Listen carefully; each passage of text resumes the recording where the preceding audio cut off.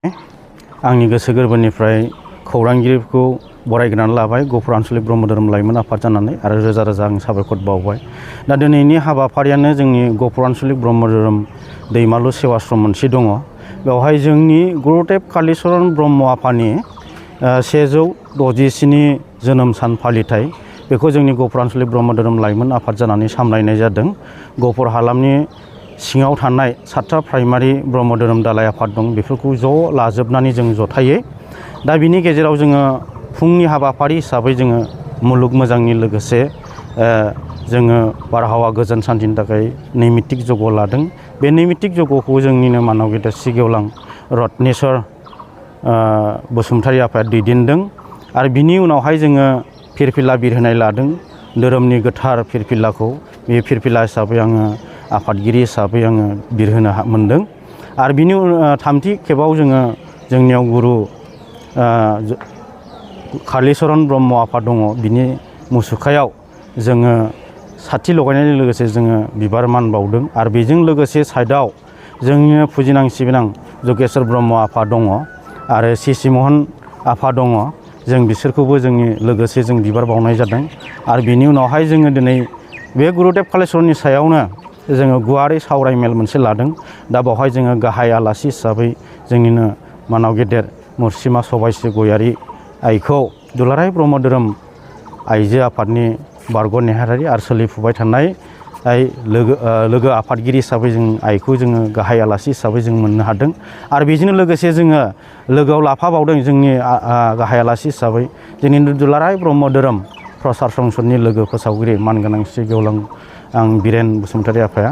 जों बेखिनिखौ लानानै दिनैनि बे हाबाफारिखौ जों गाजा गोमजायै लानो जों आगबारायदों। मानो होनबा लाइमोन आफादा दिनैनि हाबाफारिखौ सावरायदों, मानो होनब्ला गुरु आफामोना बुंबाय थायो जोंखौ गुरु सिबिनाय खान्थिया थानांगौ। जोंखौ जोंनि गेजेराव गुरु सिबिनाय, आलासि सिबिनाय आरो इसोर सिबिनाय बे मोनथाम खान्थिखौ मानसिनि गेजेराव थाथारनांगौ। जाय हारि आरो जाथियाव गुरु सिबिया बे जाथि हारिया सिनस्रि बायनायजों समान होननानै बुङो। बेबायदि हिसाबैनो गुरु सिबियोब्लासो गुरुआ अरायसम जाथि हारियाव सृष्टि जाबाय थायो, जोनोम मोनबाय थायो, बेखौ आफामोना खावलायबाय थादों। आरो आलासि सिबियोब्ला जों न'खरनिफ्राय माखासे संस्कार जों मोननो गैयै माखासे फिथाइ जोंनिफ्राय जोङो पापनिफ्राय जों उद्धार मोननो हायो, बेखौ जोंनि गेजेराव गुरु आफामोना खावलायबाय थादों। इसोरखौ जोङो सिबिनानै गावखौ मोनसे गियान आरजिनायनि गेजेरजों जोङो गावनि आत्माखौ मुक्ति लाभ खालामनो हायो। दा बेबायदि खान्थिया सिबिनाया मानसिनि गेजेराव अरायसम थाबाय थानांगौ। बे हिसाबै जों दिनै गफुर आन्चलिक ब्रह्म धोरोम लाइमोन आफाद जानानै गुरु सिबिनाय हिसाबै जों गुरुदेब कालिचरन आफानि जोङो जोनोम सानखौ गाजा गोमजायै खुंनो थाखाय लानाय जादों। गोजोन्थों। ओम। दिनैनि साना मोनसे खोब गोथार सान, जिहेथु गुरुदेब कालिचरन ब्रह्म आफाया दिनैनिफ्राय जोनोम जानाय समा जाबाय 167 दिनै।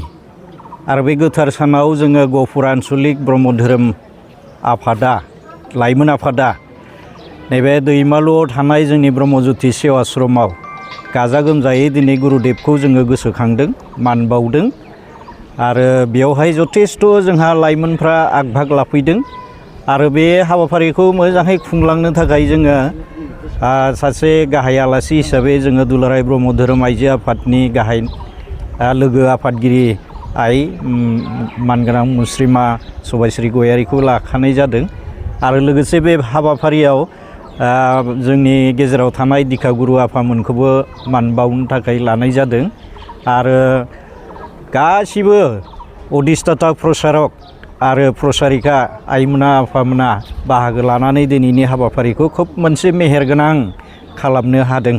दा गुरुदेब कालिचरन ब्रह्मआ जोंनि बर' हारिनि सायाव जथेस्थ' बिहोमा होलांदों। जिहेथु जि समावनोखि बर' हारिया गुबुन हारिजों मुगैजादोंमोन, नेवसिजादोंमोन, सैया खालामजादोंमोन आरो गादबनानै दोनजादोंमोन, बे समावनो इसोरजों दैथायहरजानाय महरै गुरुदेब कालिचरन ब्रह्मआ जोंनि बर'नि गेजेराव जोनोम लाफैदोंमोन आरो बेबो बै समनि गवालपारा जिल्लानि धुबुरी थानानि सिङाव थानाय काजिगामि पर्बतजरा ओनसोलाव जोनोम जादोंमोन आरो जोनोम जानानैनो बाबाया बे बर' हारिखौ फोथांफिननो थाखाय एबा बोखांफिननो थाखाय मुगैजानाय नेवसिजानाय सैया खालामजानाय गादब जानायनिफ्राय बर' हारिखौ मोनसे रैखा होनो थाखाय बियो बे गोथार ब्रह्म धर्मखौ बर'नि गेजेराव फोसावदोंमोन। दिनै गुरुदेबा अकल धर्मनिल' गुरु नङा, बेयो सासे दुलाराय बर' हारिनि सासे संस्कारक आरो बे गुरुदेबनि अबदान बायदियैनो जोङो दिनै नैबे थासारिसिम सफैनो हादों। बे गुरुदेबा गैयामोनबा हयथ' जोंनि हारिया बै समावनो गोमालांसिगौमोन।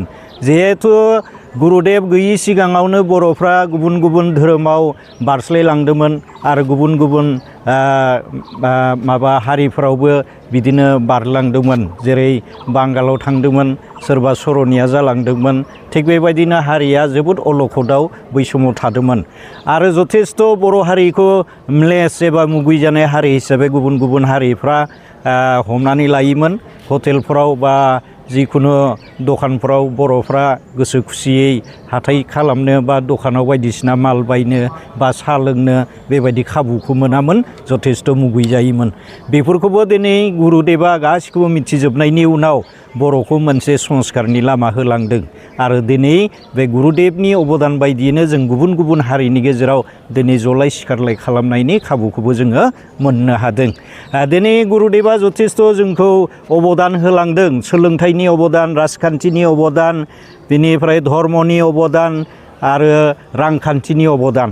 बेखिनिखौ जोङो दिनै गुरुदेबा होलांनाय बायदियै जोङो आजावनायखाय जोङो बर' हारिखौ जथेस्थ' दिनै मोनसे जौगानायनि लामायाव जोङो लाबोनो हादों आरो निस्सय हयथ' गुरुदेबनि बोसोनखौ मानिलाङोब्ला सानसे समाव हयथ' जों गुरुदेबखौ बिश्व दरबाराव गायसननो हानायजों लोगोसे बर' हारिखौ मोनसे गेरेमसा हारि हिसाबैबो जों दानो हागोन, बियो जोंहा जथेस्थ' फोथायनाय दं। दिनै आइमोना बाबामोना दा नाय गुरुदेबनि अबदान बायदि जों जथेस्थ' संस्कारनि लामायाव फैनो हादों। दिनै गोदो बर'फ्रा मावै दाङै स्राय स्राय रायजो जानोबो रोङामोन। दिनै बर'फ्रा जथेस्थ' मावै दाङै बारि बागान फाथिनानै मोजां मोजां न' बां लुनानै रायजो जानो रोंबाय। गथ'फोरखौ मोजाङै सोलोंथाइनि माबा होनो रोंबाय। साखोन सिखोनै दुगैनानै दिनै मोजां मोजां गानफब जोमफब इसोर सिबिनो खुलुमनो रोंबाय आरो जथेस्थ' हाबा हुखा भज गासफ्रावबो मोजाङै आदर्श गोनां नेमखान्थिनि गेजेरजों खुंफुंनो रोंबाय। गतिके जोङो जथेस्थ' गुस्लायनायाव फैदों होननानै दिनै जोङो गावखौनो गोग्गानानै लानो हायो।